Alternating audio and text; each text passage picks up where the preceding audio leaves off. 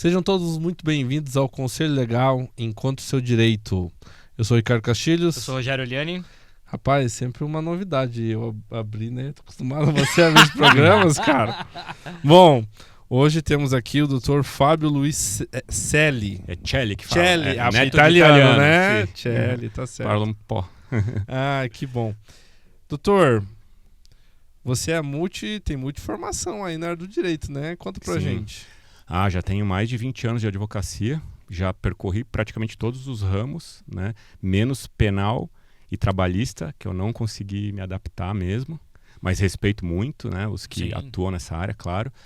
E eu sempre atuei numa área consultiva. Eu fui um advogado sempre voltado à prevenção de problemas para as empresas, que no final das contas mostra que é muito mais barato do que você enfrentar um processo judicial.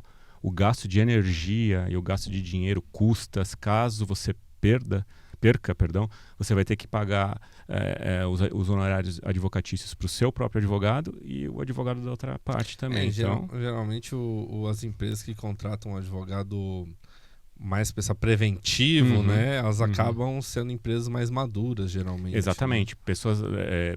Pessoas que já têm uma experiência de pelo menos 10, 15 anos já levaram alguns litigaram bastante, viram que não vale a pena, né? Ou empresas que já estão listadas em bolsa de valores, que aí quando você tem capital aberto, aí já tem uma obrigação muito mais forte, né? Mas isso não impede que as empresas médias e pequenas também não façam isso.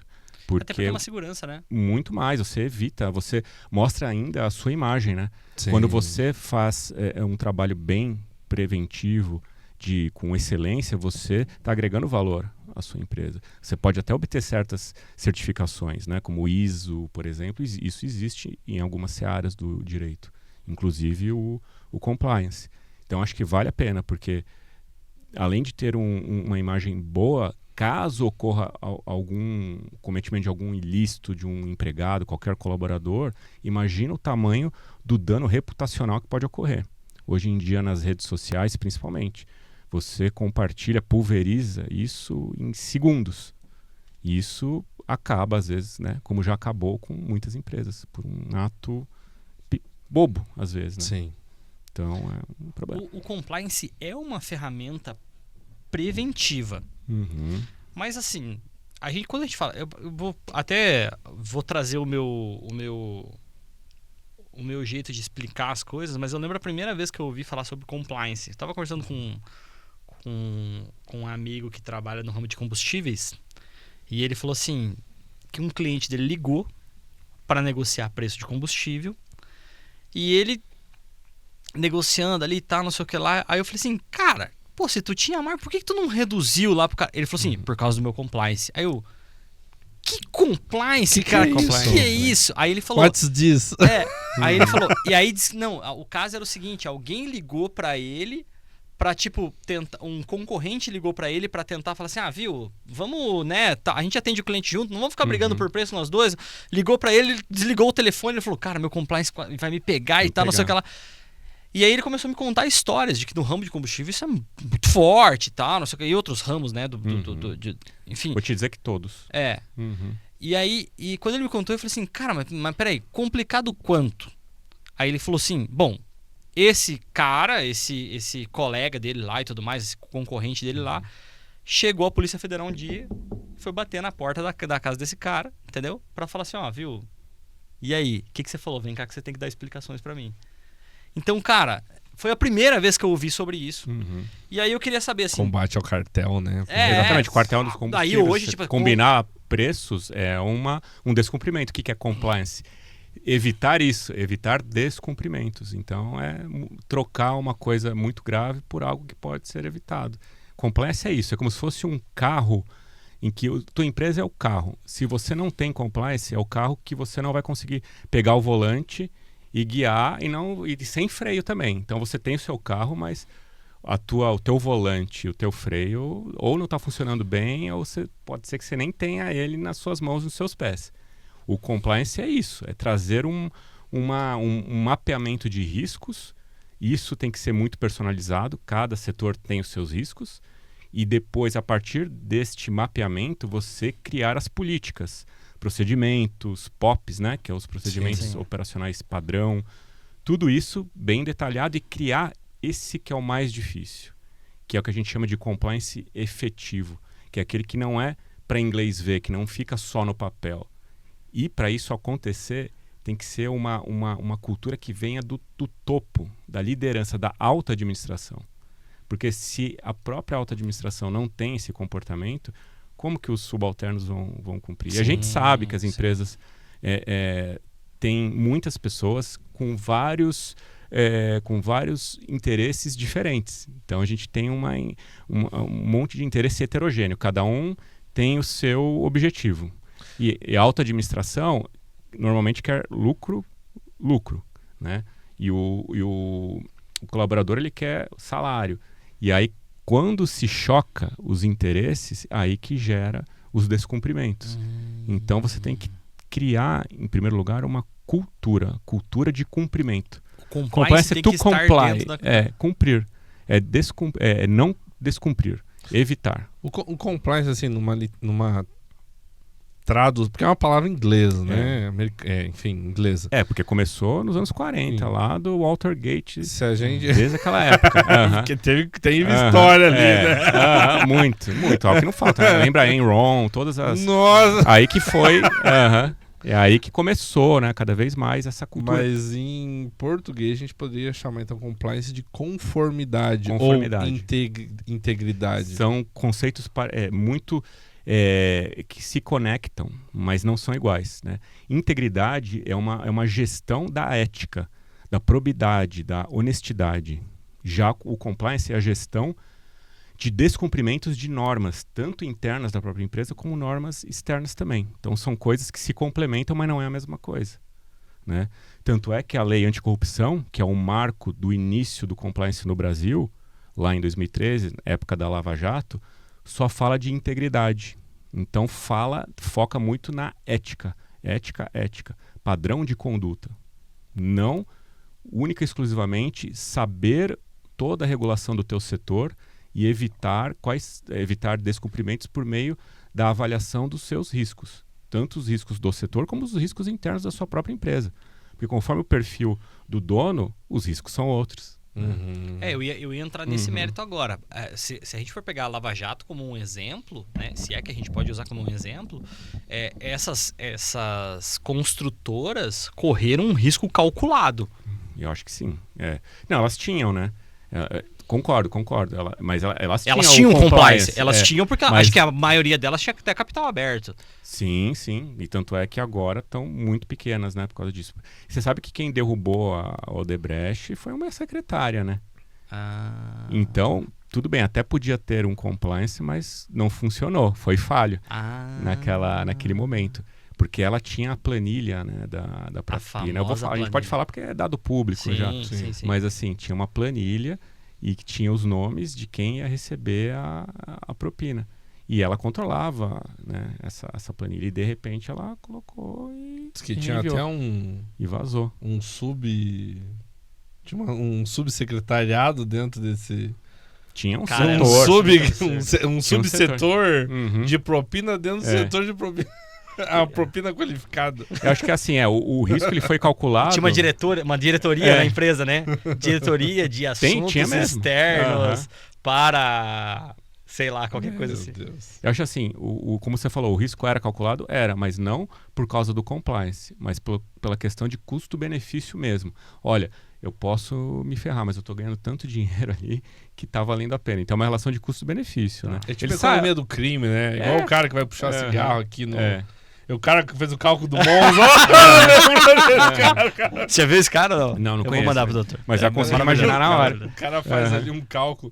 Quantos Monza que eu preciso? Quanto que eu preciso? Pra puxar. Quanto dá pra ganhar de dinheiro carregando cigarro do Paraguai? Olha o que nós estamos falando. Não, mas é tudo assim na vida, né? Isso é economia pura. É economia. É por isso que você consegue fazer essa multidisciplinariedade, né? Até no jurídico. Sim. Mas eu vejo já o complexo como algo para evitar um dano de imagem hoje em dia, que é muito fácil de acontecer. E aí nós estamos Perfeito. falando de um bem intangível. Que é Então, o valor mas da até marca. hoje, e eu, publicitário de formação e tudo mais, toda vez que alguém me fala da marca, da referida marca, que estava envolvendo no processo da Lava Jato, eu já fico assim, bah, Você não quer, né? precisa dar uma... E Tanto é que eles mesmo mudaram. com todas as campanhas que foram feitas, não sei o que lá, institucionais para remodelar, essa gestão de crise, cara, ela foi algo muito impactante. Entendeu? Muito impactante. Tanto é que eles mudaram tudo de nome, né? Eles reduziram todas essas grandes, essas construtoras, elas continuam. Mas, por exemplo, Odebrecht não é mais Odebrecht, é Novo Honor. Tem nada a ver. Né? Então é uma empresa que chama Novo Honor, muito menor. Pra quê? Porque se colocar o mesmo eu lembro nome, que a Camargo Corrêa mudou pra CCR, né? Foi mudando. Mas é uma estratégia de marketing. Sim, são vidas assim totalmente diferentes, são caminhos, né? Ali é um ambiente que, assim, eles estavam no centro do poder ali, né? Então é outro raciocínio, né? Eu aqui, eu já trabalhei com eles também, só que sempre de maneira técnica, né? Em reuniões, participação de uma licitação, construir um consórcio, preparar uma proposta numa licitação, porque eles nunca iam sozinhos. Porque essas licitações de obras de grande vulto, você precisa de muita comprovação com certidões de tecnicidade mesmo, para você comprovar que você tem capacidade técnica. Então, hoje em dia, ninguém consegue sozinho. Então, normalmente o pessoal formava consórcio com 3, 4 empresas e normalmente precisa de uma estrangeira para conseguir cumprir aquele know-how que o edital pede. Então, eu trabalhei muito nisso. E todos esses relacionamentos que eu tive com todas essas grandes, nunca teve nenhuma conversa quanto à ética, desonestidade, propina. Se isso passou, não passou pela tua mão. Se passou, não passou pela minha mão. Era super... São reuniões de alto nível e totalmente técnicas, sempre foi assim. Eu trabalhei uns 8 anos ali, em obras só desse porte. Antes de eu vir para cá, né, saindo de São Paulo, meu último trabalho foi a Acciona, construindo a linha laranja, acho que é linha 7, lá de São Paulo, que vai de Pinheiros a Perdizes. Imagina o volume de dinheiro desse contrato. De aditivo. Não. De terceirizado. É um guarda-chuva, né? Tem a concessão, que é o contrato principal, e esse você acaba não conseguindo mudar muito, porque ele já advém do edital. Sim. Agora, tem todas as compras, os fornecimentos materiais, empreiteiros, subempreiteiros, né? Então é um pool, disso aí, cara. É mais de 15 empresas. Aí qual que é o objetivo do advogado, do profissional do direito ali? É como fazer uma boa matriz de responsabilidade, que a gente chama. Dividir quem que vai ser responsável por quê e como. Por exemplo, danos ambientais, quem que é realmente nesse bolo aí de gente, né? Risco tributário, risco societário, risco trabalhista, tudo isso tem que ser muito mapeado. Esse consórcio seria um termo público pro tal do joint venture, né? O consórcio, na verdade, é uma reunião de empresas para obter um objetivo comum. Então, não é uma nova pessoa jurídica. Cada um tem as suas próprias personalidades, a sua própria equipe. Tanto é que, no final das contas, elas dividem entre si as responsabilidades, mas perante o poder concedente, que é o governo, aí vai ter que responder, cada um deles pode responder pelo total. Por isso da matriz de responsabilidade. E a própria legislação fala, olha, isso, como você não sabe se você vai vencer ou não a licitação, você forma um consórcio primeiro. Porque você não sabe se você vai ter que ter uma nova empresa ou não, porque a legislação fala, uma vez vencedora, eles têm que transformar o consórcio numa SPE, que é uma sociedade de propósito específico, que é uma sociedade como qualquer outra, tem que ser SA, que é mais complexa, mas ela traz mais transparência, e esses membros do consórcio viram acionistas da tal da SPE. E o objeto dela tem que ser exclusivamente o desenvolvimento da concessão, durante o prazo da concessão, que não pode ser prazo indeterminado, né? Dependendo da obra, é 25 anos, ou prorrogável por mais 10 anos, vai depender de cada setor. Que interessante. Então é assim que funciona. E aí, uma vez concluída aquela SPE, tem que ter várias regras num prazo ali de normalmente 6 meses, 1 ano, para estar enquadrada, né, com os conformes do setor. Por exemplo, a nova lei de licitações fala em obras cujo valor ultrapasse 200 milhões de reais, essa SPE, uma vez vencedora, vai ter que implementar um programa de integridade de compliance em até 6 meses após a assinatura do contrato de concessão. Se não fizer isso, a penalidade pode perder a concessão. Aí entra dentro dessas grandes... A gente já vai...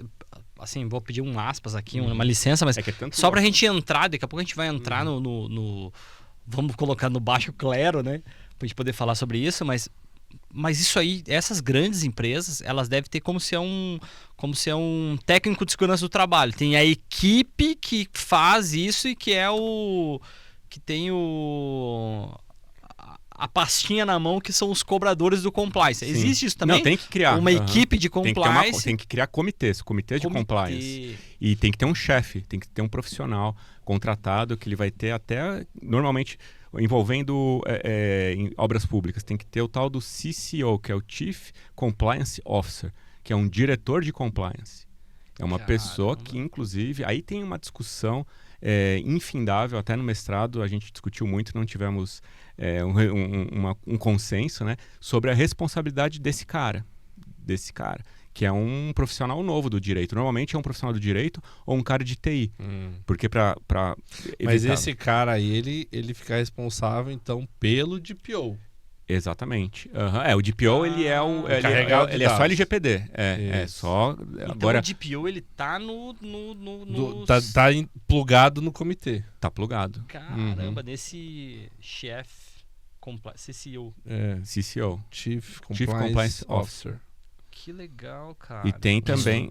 E uma coisa vai puxando a outra, porque tudo eu colocaria assim, num grupo maior começa o compliance, que ele é mais abrangente. Sim. Aí dentro do compliance tem o LGPD, tem a tal da governança corporativa, que todo mundo fala, e também normalmente tem um diretor disso, que é o cara que vai fazer a comunicação entre a alta administração, os coordenadores, os gerentes e assim sucessivamente dentro do organismo. Os popzinhos, né? E os popzinhos. Então, são esses caras. Então, essas empresas maiores têm todo esse pessoal aí que é encarregado exclusivamente sobre isso, sobre esses temas. Porque daí, se o cara não tem isso, ele não consegue auditar os processos, né? Precisa fazer que a estão auditoria. acontecendo. Exatamente. Um dos requisitos para ter um programa efetivo de compliance, que a gente fala, né? Compliance é uma coisa, compliance efetivo é a outra, né? Compliance que mal feito, que não é efetivo, é criar políticas, códigos. Antigamente o pessoal falava de as empresas criar o código de ética, né? Dentro da empresa. É uma perninha, mas tem várias outras coisas.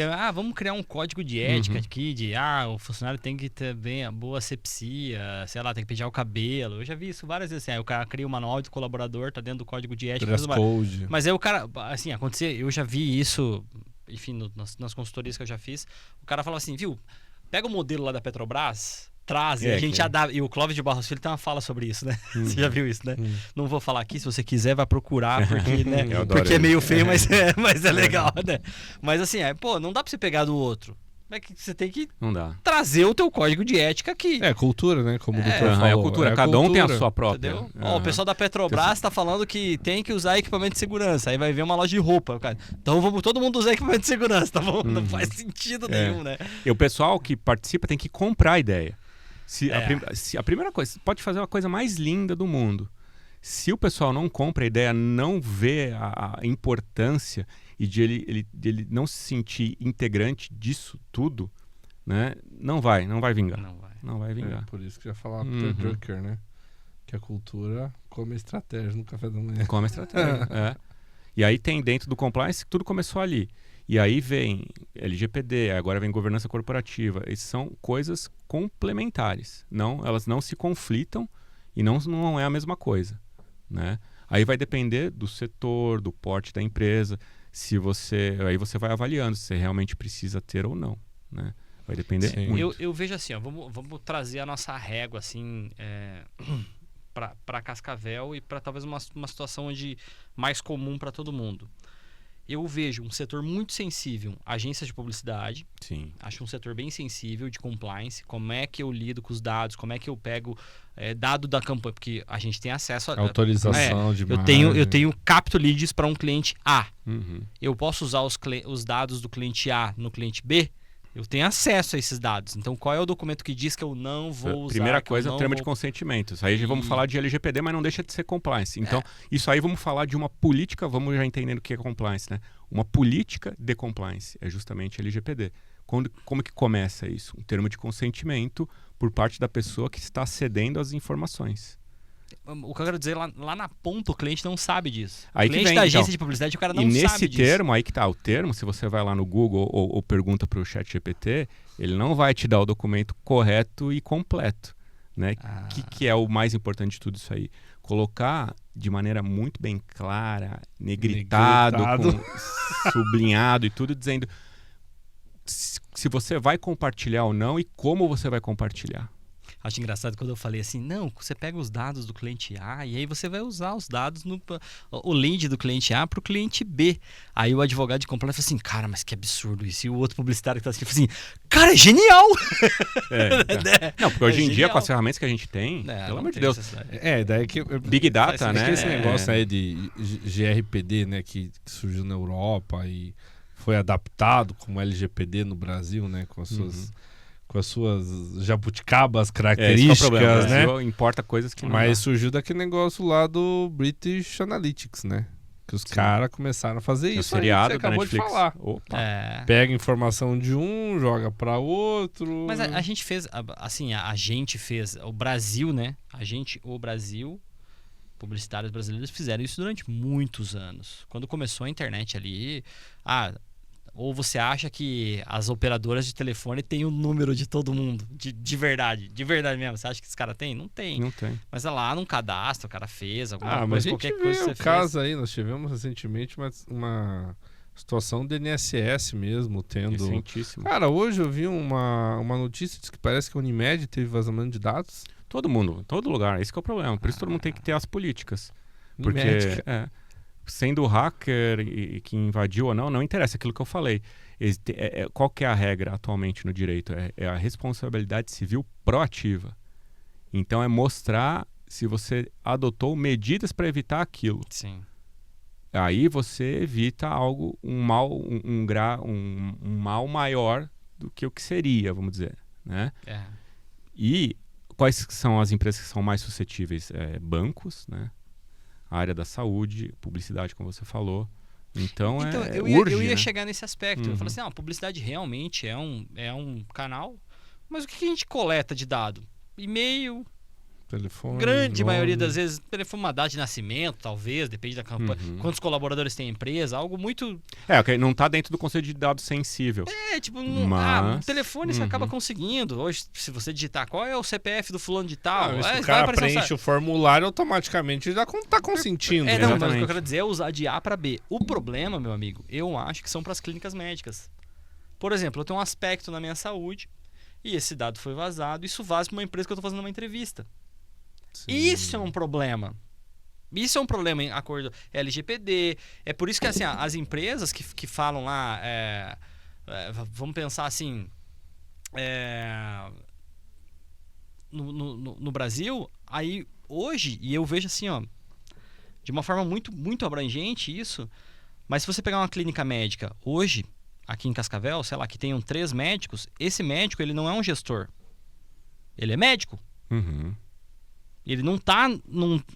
Pode ser que ele esteja antenado hoje, né? Mas ele não está antenado de como é que funciona essa matemática de compliance, de LGPD, de que dados ele precisa tratar e tudo mais. Então hoje esse cara aqui, ele decidiu ser médico, ele não é empresário, ele é médico. Ou dentista, vamos pegar um exemplo do dentista, para não pegar só no pé dos médicos. Dentista ou fisioterapeuta. Cara, várias empresas na área da saúde, ela tem aspectos ali que vão estar num prontuário daquele paciente e que aí sim são dados sensíveis. Sim. Aí sim são dados sensíveis que podem vazar para a empresa onde aquele cara trabalha. Entendeu? Imagina, tem uma constatação que o paciente tem HIV. É normal acontecer em qualquer área médica. Você precisa saber desse dado, né? Diabetes, enfim, qualquer coisa. Até o tipo de sangue, tudo isso é algo muito íntimo, né? Sim. É muito assim, eu não gostaria de ser compartilhadas certas informações, todo mundo, né? Imagina, sei lá, você compartilha um negócio de diabetes, tem diabetes. De repente você começa a receber um monte de propaganda. É o que acontece, mas isso aí a realidade é essa. O fundo por trás de tudo isso é justamente isso. É o compartilhamento indevido. Porque você pode fazer com a inteligência artificial, você faz as buscas e você consegue mapear geograficamente a maior incidência de doenças naquela região. E ali vem as farmacêuticas. As farmacêuticas compram esses dados, vale muito dinheiro para elas. Compra os dados e aí fala, vou fazer um monte de propaganda ali. E aí, como é que são o compliance dessas farmacêuticas para comprar? Porque também tá errado comprar, né? Você não pode, na verdade. Assim, não é que não pode. Se houver o consentimento, pode. Né? Sim. É que normalmente você não coloca no termo de consentimento. Eu já vi vários aqui na região. O paciente ele assina lá, olha, estão usando as suas informações privadas para fins de tratamentos de saúde, algo bem genérico, né?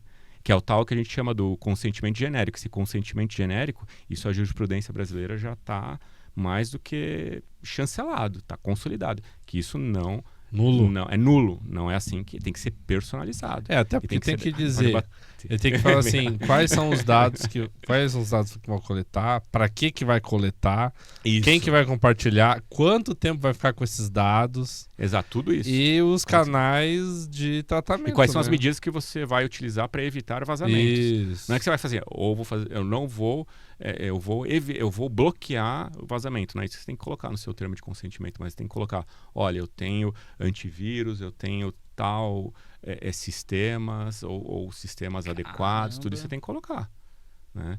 E o compartilhamento você até pode colocar que você pode vender para a indústria farmacêutica. Assim, você vai esbarrar numa situação, uma situação que não é permitida no código de ética. Mas assim, vamos pensar em teoria, se não tivesse isso no código de ética, teoricamente você poderia, desde que houvesse o consentimento. Então esse que é o raciocínio. A linha é muito na questão de pensar o bem-estar do titular, né? Por exemplo, vou compartilhar com terceiros a fim de talvez oferecer produtos de melhor preços ou preços competitivos. Juridicamente, qual que é o raciocínio? É evitar um enriquecimento ilícito por parte da empresa que está obtendo os dados. Tá. Porque se você não fala que você vai usar para vender e tal, você vai estar barrando a possibilidade do paciente ganhar também. Então, se você usa às escondidas um dado de uma pessoa que poderia ganhar também junto com você, você vai estar, então, tendo um enriquecimento ilícito. Esse é o princípio jurídico, né, para a necessidade de ter esse consentimento bem esclarecido. Esse é o pano de fundo. Sim. É isso. Então, é um crime quase econômico. Porque se você está evitando um lucro para alguém, às escondidas, você está cometendo um ato ilícito. É um ato ilícito. O pessoal fala assim, os dados são um novo petróleo, né?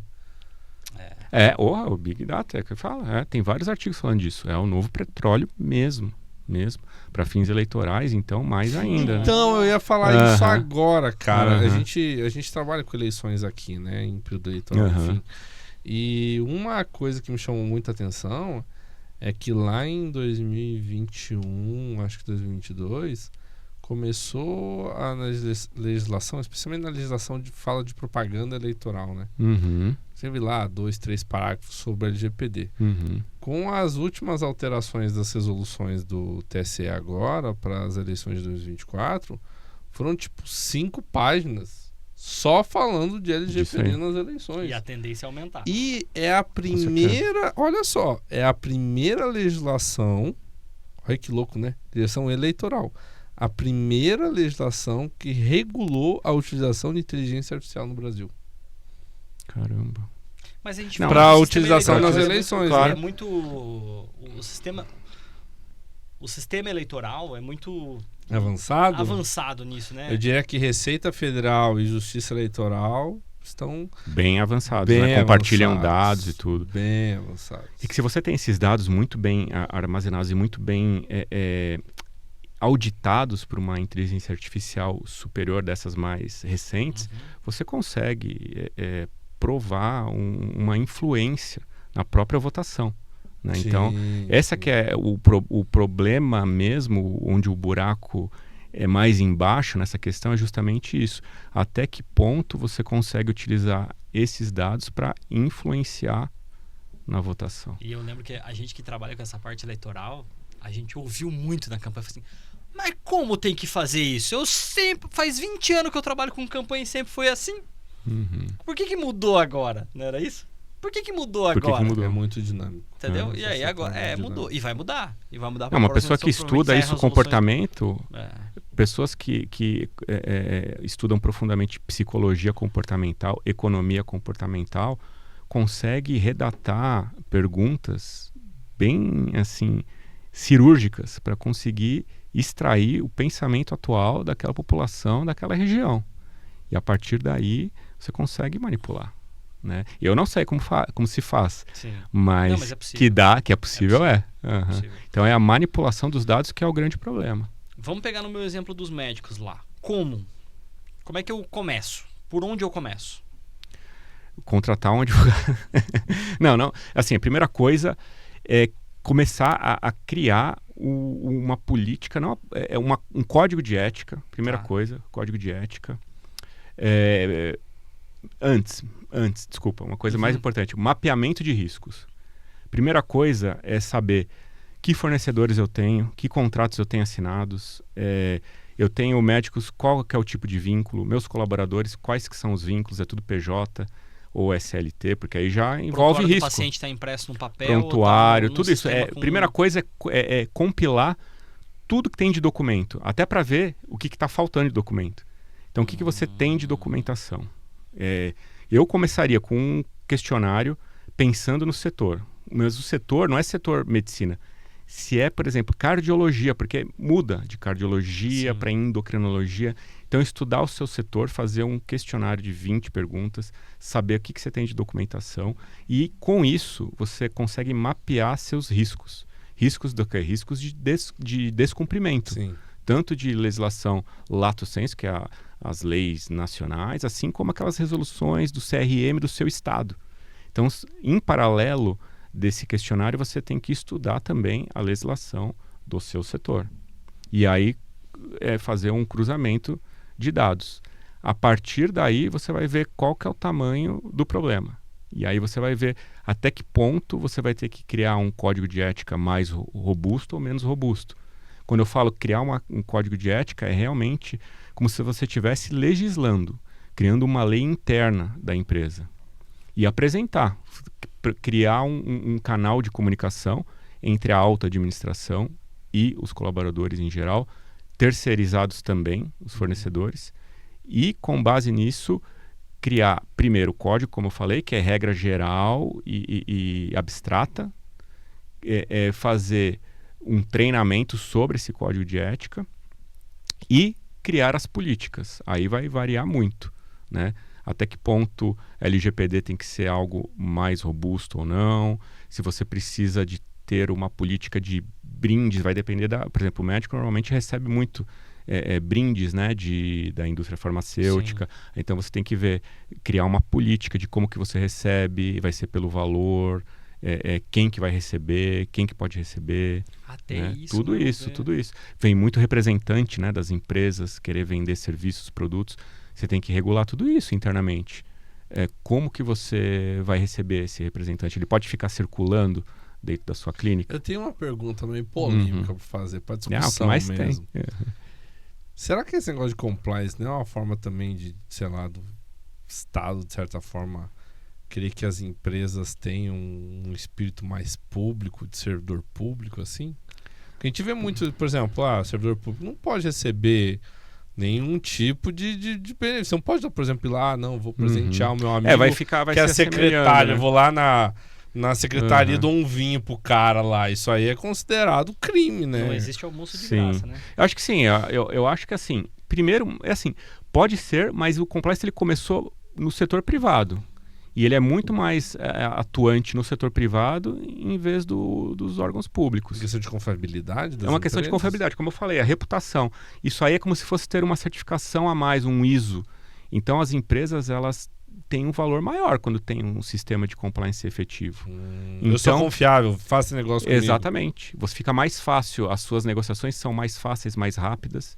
E o pessoal aceita mais facilmente os teus preços também. A gente tem a impressão que talvez o compliance ingesse um pouco as empresas. Então, eu acho que depende do compliance, depende de como ele é feito.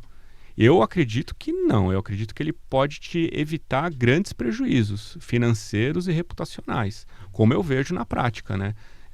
Às vezes empresas que têm o tal do cartão de benefício para os colaboradores, e aí quem gerencia aquilo lá é só o RH, será que isso está certo ou não? Se ela tem todos os dados pessoais do colaborador, e se ela souber da senha do colaborador, e aí começa a utilizar aquele valor ao seu bel prazer. Imagina o tamanho do seu prejuízo. Teve um caso de uma empresa que fez isso aqui em Cascavel. Então. A gestora do RH fazia falar, hoje eu vou botar mais 100 pila. Uma grande Isso empresa. não é só em Cascavel, o Brasil todo. Botava mais 100 pila naquele... precisava fazer. Então, faz o seguinte, eu preciso de mais crédito lá para poder fazer tal coisa no mercado. Aí chegava lá e dava 50 pila para RH, e a RH botava 150 no cartão. Nossa. Isso é um exemplo. Foram descobrir 2-3 anos depois. Nossa. Porque, tipo assim, o RH vai pagar, a empresa vai pagar. Pagava lá 1 bilhão, folha de pagamento não vai gigante. sentir 50 pila, 100 pila. Não sente, vai porque sentir. de pouco em pouco você vai... Entendeu? Então o compliance ele evita prejuízos financeiros e muito reputacionais também, né? Você vê aí a questão da Zara, o Zara e outras empresas que foram investigadas e não eram nem elas, eram terceirizados, aí que utilizavam mão de obra análoga a de escravo. E aí a Zara ficou muito mal, agora está se recuperando. É porque o compliance daí para valer para a empresa, ela tem que exigir das fornecedoras, exatamente, né? Exatamente. As vinícolas, lembrei das vinícolas. As vinícolas tiveram. Então, sim. Isso aí, com o compliance, você evita. Olha, e aí, eu vou fazer negócio com você, mas qual é o teu compliance para poder fazer negócio com você? Você pode tomar um boicote, de repente, né? Por um dano reputacional desse. Nunca mais vou comprar da Zara e tal. Aconteceu com uma grife aí também. Sim. Tem aos montes, né? O compliance, eu vejo nesse sentido, não de engessar, mas de realmente preservar a saúde da empresa. De qualquer porte. Eu vou mais longe. Talvez você, um empresário de uma pequena empresa, se o cara faz um compliance bem desenhado, tem isso estruturado, contrata o serviço de um advogado, de um especialista nisso, daqui a pouco ele vai querer vender para uma grande empresa, ele já chega lá e fala, tá aqui o meu compliance para poder fazer negócio com você. A grande empresa fala assim, caraca. É um ISO, exatamente. É um certificado, tipo, tem isso aqui. Né? Tem o ISO do compliance, tem o ISO do LGPD, né? Tem. Qual que é? Eu não me lembro. Eu não lembro o número, mas tem umas 4, 5. Deve ser 17, 18, alguma coisa, por aí. 19, alguma coisa assim. Eu não lembro de cabeça, mas é por aí, 17003, alguma coisa assim. Mas tem já sim, isso já faz um tempo. Eu acredito que é o futuro e você vê as próprias empresas, né, grandes, para você conseguir se relacionar com elas, eles vão exigir. Sim. Não só uma mera cláusula no contrato como já existe há um bom tempo, mas realmente mostrar o teu programa. É uma coisa que eu acho muito legal nessa parte do LGPD. A gente está usando mais LGPD porque acho que é o mais o dia a dia, assim. É o que pega mais, né? O que fica mais visível. Isso, até pro próprio consumidor, né? Porque, bom, eu entendo o seguinte, do mesmo jeito que o Código do Consumidor é uma coisa um tanto quanto recente, né? E no começo, quando lançou, as pessoas ainda... Mas agora... mas cadê meus direitos? Código do Consumidor? É que tá faltando o Celso Russomano do LGPD, LGPD. A hora que tiver, o negócio vai bombar. Eu acredito que a LGPD vai caminhar da mesma forma. Vai chegar um momento que as pessoas vão falar assim, viu? Para de me ligar, como é que você conseguiu meus dados? Para de me encher o saco, entendeu? E elas vão... Eu também acho. Vão cobrar esse tipo denunciar, de coisa. né? Principalmente as operadoras. Hoje em dia as operadoras a gente abusando, é vítima, né? É. Meu celular tá o tempo todo tocando. Nossa, um saco, né? É um saco isso aí. 40, 50 ligações por dia. Eu acho que o negócio está meio que no começo, porque a NPD, que é a autoridade, ela está só atuando por meio de uma denúncia. Quando ela for ativa mesmo, vai bater na porta das empresas, aí eu acho que o cenário vai mudar. Ela também não ganhou poder político ainda nesse sentido, né? É muito nova ainda, né? Muito nova. Tem que montar 2019, quando estava a lei principal, toda a lei depende de um decreto. E aí ela vai ter que ter a norma que a gente chama norma infralegal, que está abaixo, hierarquicamente, dessas aí. E aí vai ter as resoluções, portarias. E aí quais as competências dela de fato, né? Isso vai levar. Eu acho que esse negócio vai se pegar... Se ela tem poder de investigação ou se ela tem que apresentar denúncia tudo no Ministério isso, Público. E eu acredito que o negócio vai ficar pesado, que o negócio vai pegar mesmo. Entendido. Tô bom, né, cara? Tô aqui, ó, tô aprendendo. Ó, uma coisa que eu acho interessante da LGPD é que ela não fala o como, né? Não. Ela fala o que você tem que fazer. Ó, eu quero que os dados elas fiquem protegidos. Como? Não sei. A gente só... Não, tá tudo esparso. Muito criativo, não né? Tem a lei do compliance, não tem. Tem só... Tudo começou, como eu falei, na Lava Jato, por meio da 12.846 de 2013, que criou o programa de integridade para abrandar as penalidades, caso uma empresa tenha cometido algum ato ilícito frente à administração pública. Corrupção, por exemplo, superfaturamento. É um ato, né, um ato ilícito que gera o dever de pagar multas. Então, aquela lei falou, se você tiver um programa de integridade, que é um código de ética, basicamente, entre outras coisas, você vai ter uma penalidade bem menor, né? Única aparição do compliance / integridade na legislação nacional, 2013, recente, só isso e esparso. Né? Depois veio as mudanças na lei de licitações 2021-2022, que disse que as vencedoras de obras cujos valores ultrapassam 200 milhões de reais vão ter que criar um programa de compliance até 6 meses após a assinatura do contrato de concessão. Ponto. E a LGPD, que é 2019, um pouco antes da lei de licitações, que prevê as questões de compliance só nas políticas de dados pessoais. Então, é uma perninha também do compliance. Já não serve para dados de empresas, né? Não. Dados de pessoas, titulares dos dados. Por isso que fica no ar e por isso que o pessoal parece que entende e não entende o que é compliance, porque a própria legislação ela é assim. Ela é dispersa e ela não está regulando o que é o compliance ainda. Eu acredito que a gente vai ter isso eu acho que é um campo mais para frente. Muito fértil para doutrina e jurisprudência, né? Basicamente. E doutrina que a gente chama alienígena, né? Que é não de outro planeta, mas da Estados Unidos, Europa. Tem na Europa... A Europa já desde 2014 tratava muito disso. Não de compliance, mas de proteção de dados. E depois caminharam para o compliance. Então, tinha a Comissão Europeia que discutia desde 2014. E agora lá está bem avançado. Deixa eu perguntar para vocês dois. Pergunta de um cidadão brasileiro, cansado de um país que sofre e padece da sua corrupção. O Brasil é o que vai ser impactado profundamente com compliance.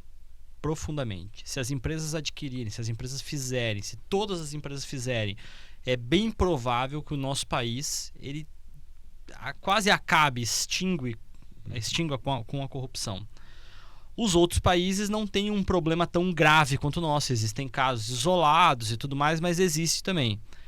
Vocês acreditam, e é uma pergunta muito aberta, né, para isso, mas vocês acreditam que o compliance pode ser mais uma resolução, uma lei que, viu, tá ali, ó, tá lá, tem o compliance tá ali na empresa e é isso, acabou, e só para dizer que tem, para poder bater a legislação ali, acabou e, ó, pessoal, toque me voe. Posso vou dar minha opinião ignorante.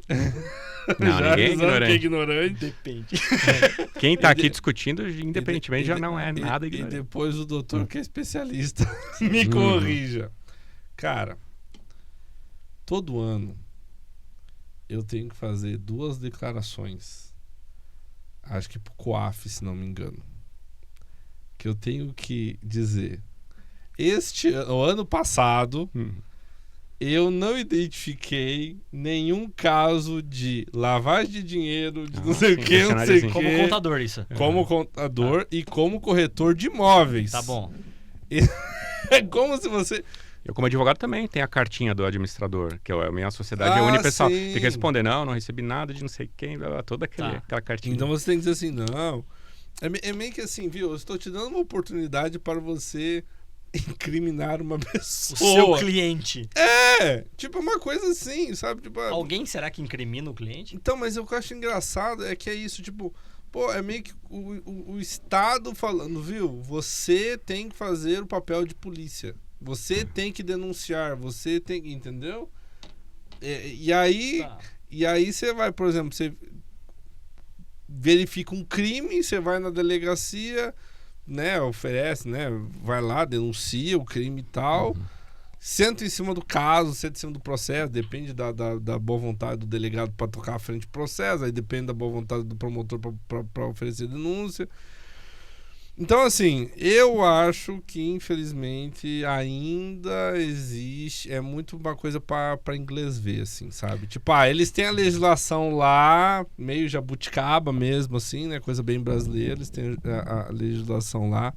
Não tem um esforço, digamos assim, de fiscalização efetivo, até porque é novo e a legislação ela já foi prorrogada, agora está vigente, enfim, mas... Tem o caso da NPD que precisa de regulamentação.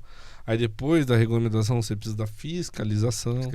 E aí o Estado não tem mão suficiente nem recurso para fazer essa fiscalização.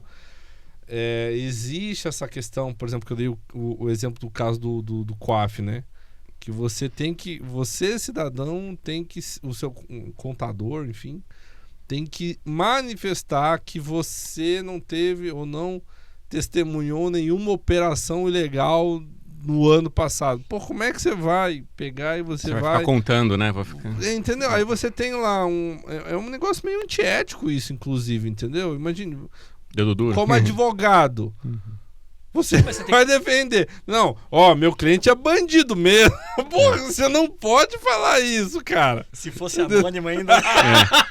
Não é? Não, sim, com certeza. Não, você não pode falar assim, não, o meu cliente é bandido mesmo, ele tem que ser condenado. Entendeu? É um negócio... Cara, o cara te contratou, você tá prestando serviço pra ele. Como é que você vai prejudicar esse cara?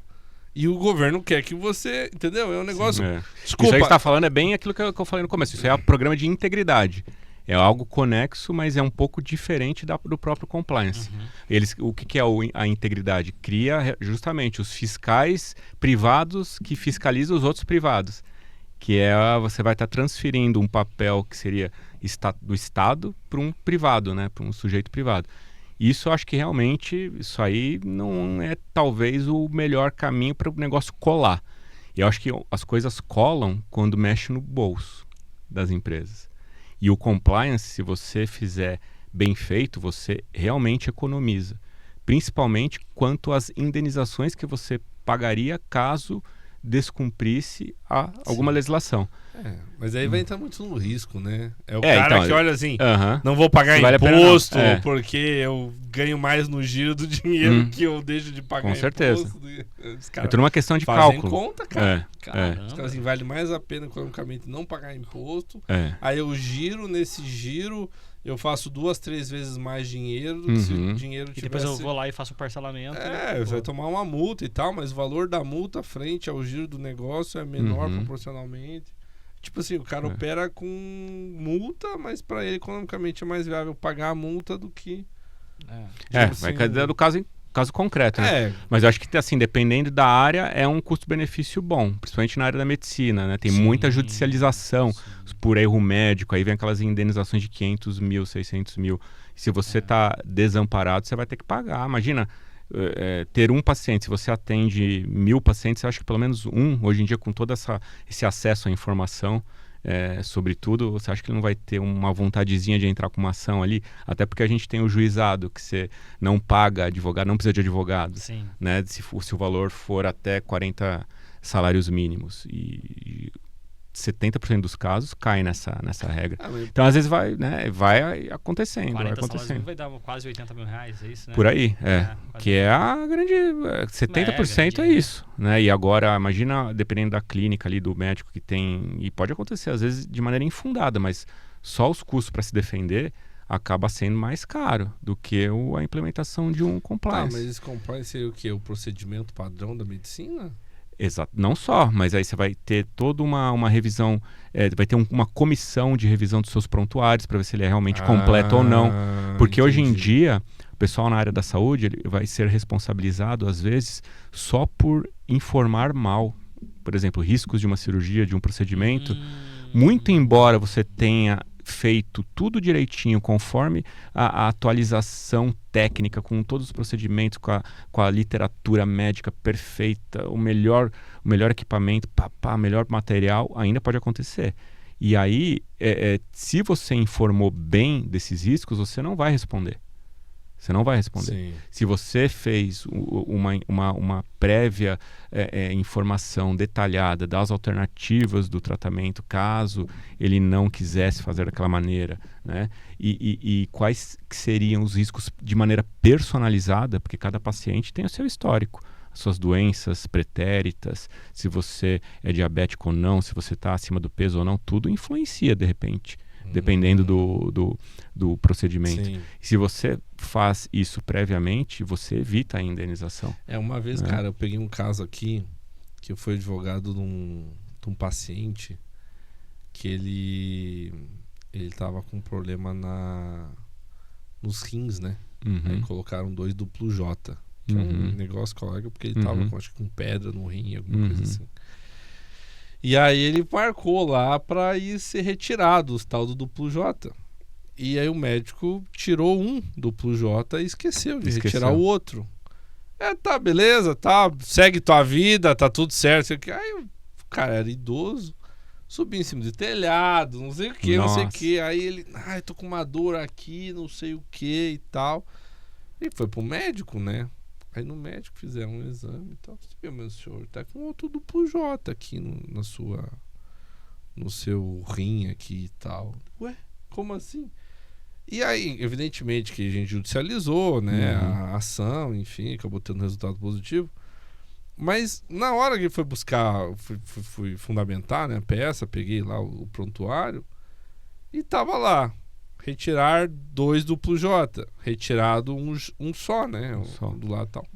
Aí eu fiquei pensando assim, cara, como é que o médico, com o prontuário escrito, esqueceu de retirar o outro duplo J, cara? E como é que ele colocou e falou assim, esqueci. Liga pro cara lá que eu esqueci. O pior foi que depois ele me contou que ele foi lá e falou pro doutor, mas foi marcado a parte cirúrgica para retirar os 2 duplo J. Como é que você me tirou só um? Aí o doutor falou assim, cara, esqueci. Aí não tem o que fazer. Cara, não é que é verdade que eu esqueci? Vamos entrar aqui que eu vou tirar já. Vem aqui rapidinho, já vamos tirar e tal. Cara, assim... Isso é falta de sim. Mas aí que tem... Não, eu digo assim, alguém teria olhado o documento lá e falado assim, não, tá aqui, era 2, tirou 1, isso aqui tá errado, doutor, acho que vai ter que refazer a cirurgia. Exatamente. Assim, se tivesse um compliance, teria que vai revisar. dias, não suba em telhado, não faça X, não faça... O cara simplesmente esqueceu. É fogo. O ponto é que, ainda que você não consiga, às vezes, evitar uma indenização, mas você diminui muito o valor, caso você mostre que você tentou tomar as medidas, as melhores práticas que a gente fala, para evitar. Um plantão, ter como você falou, né, alguém para revisar alguém o prontuário, né? É. Porque a gente escuta muito assim de médico esquecer gás dentro Sim, muito. É bastante, né? Bastante. Cara, putz, eu no abdômen ali. Esqueci da gás. Aí começa a infeccionar. Mas aí que tá, você consegue, se você tem um compliance bem feito, você consegue, não vou dizer que você não vai zerar a tua indenização, mas vai, ao invés de pagar 200 mil, você vai pagar 5 mil. Entendeu? Se você mostrou, olha, eu tenho um procedimento para isso e tal. Procedimento, né? Sei lá, um segundo assistente lá, verificar, né, se foi retirado as gases e tal. E aconteceu. Aí o cara fica lá com a gás dele assim, não é que no dia o cara faltou? Aí não tava. Mas aí lá que tá, esse que é o ponto, é um exemplo muito legal, porque ainda assim você minimiza, porque você tinha a previsão de como deveria ter sido feito. Isso aí é compliance. E eu digo mais, daqui a pouco vai ter uma inteligência artificial que vai fazer isso, cara. Vai fazer. A robótica... Vai olhar né? Vai fazer tudo. O que era para ter sido feito e o que o doutor colocou no prontuário, viu? Aqui tem um erro. Vai ser... Aqui tem um erro. Ó, era 2J, tirou um J só. Matematicamente, é a robotização que a gente fala. As cirurgias vão ser muito mais seguras daqui a pouco. Acende um alerta. Só não pode fazer cálculo no ChatGPT. Aí não dá, né? Não sabe calcular. Não calcula. Ele mente, né? Nunca vi. Ai, meu Deus. Revise. É verdade, estava errado. Você tem razão. Esqueci. Mas é demais, né? Falando em compliance, saúde, enfim, aí temos aqui o livro do doutor, né? Direito, Economia, Sistema Único de Saúde, SUS. Fala um pouquinho sobre o seu livro, doutor, pra gente. Obrigado pela oportunidade aí para falar um pouquinho dele. Ela é fruto da minha dissertação de mestrado lá na Univel, né, que na área de regulação, compliance e inovações tecnológicas. A gente tem 2 campos de estudo, de pesquisa, um bem focado no compliance e outro bem focado na inteligência artificial principalmente. Eu sou um cara que admiro, gosto, mas não tenho muita habilidade nas tecnologias. E eu fui direto pro compliance, né? E aí eu trabalhei muito já na área médica, inclusive no SUS. E eu via a falta de, principalmente, monitoramento das relações entre os prestadores privados e o SUS. Porque o SUS a gente fala, SUS é tudo médico contratado por concurso. Não. A grande parte do SUS é realizada por meio de hospitais privados, por meio de um regime de complementaridade que a gente fala tecnicamente. E eu, nesse livro, eu foco justamente nessa relação específica entre o SUS e os prestadores privados que complementam o SUS. Então, eles estão exercendo a saúde pública, eles ganham, né, um valor que é bem defasado, né, mas ganham por meio de um sistema de cotas, né, por meio de um contrato que tem um prazo de até 5 anos. E eu estudei detalhadamente esses contratos, se eles realmente funcionam na prática ou não. E aquilo que a gente estava falando, se eles são contratos para inglês ver ou se eles realmente estão regulando, estão evitando os erros médicos, né? Se há uma excelência na prestação de serviço por meio desses prestadores, se eles são bem fiscalizados ou não. E eu fiz essa análise com base na teoria da economia comportamental. E, claro, antes mesmo de ter estudado, eu sabia que não estava muito bem cumpridos esses contratos, não há grande fiscalização. E eu fui atrás, então, da razão. E a grande razão é o tal do custo de oportunidade, o oportunismo, a assimetria de informações, né? O SUS ele tem que mapear um território continental, que é o Brasil. Então eles não conseguem fiscalizar todos esses prestadores, que é mais de 70% do SUS é prestador privado. Também nos meus estudos eu consegui balizar tudo isso aí. E a conclusão é justamente essa. É um serviço muito importante, mas precisa do compliance, da monitorização para incentivar, porque não adianta também exigir excelência com valores defasados, né? E aqueles que conseguirem ganhar uma remuneração compatível, se errarem, tem que ser multados. Então, essa que é o pano de fundo desse livro. Então, eu fui analisando a prática com base em lições, principalmente da economia, não do direito. Porque esse livro é focado na construção de um novo direito, né? Não é analisar o direito atual. Tentar sugerir novidades no direito para melhorar a saúde pública com base nessas questões econômicas. É basicamente isso aí. Doutor, excelente papo, maravilhoso mesmo. Adorei falar de compliance. Acho que o nosso Brasil, acho que o Brasil precisa de compliance para que tantas instituições, porque na verdade quem corrompe é o setor privado, né? Acho que de todo lado, né?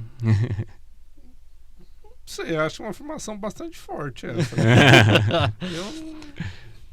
Enfim, obrigado pelo teu papo, obrigado eu por acho isso. que o que corrompe são interesses que não estão em conformidade. Basicamente isso. Conflito de interesses, né?